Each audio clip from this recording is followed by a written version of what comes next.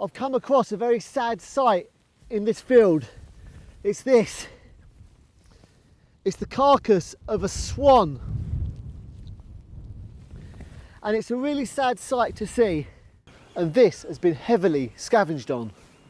Now, I can't say for sure how this one's died, but as is very often the case, we've got overhead power lines here and pylons over there.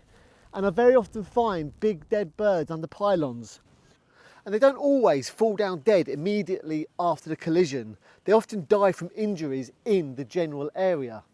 Thousands and thousands of birds die in collisions with overhead cables every year. Here in 2018 and 2019. Now, a lot of the smaller birds that collide with them are predated on, so we don't see the evidence. But when it's a goose or like this, a swan, we see the evidence because it's such a big bird, and a lot of it has been eaten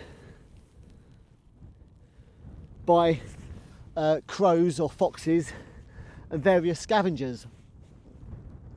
And the head's gone, and it's hard to tell how it died, but we always find this site underneath the pylons, and they're a real risk. It's a real shame to see such a great big bird dead next to power lines.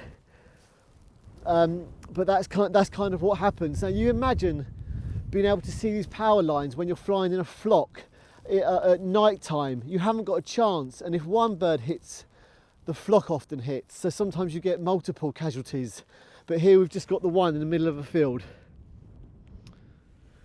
A really sad sight, and it was likely a victim of power lines.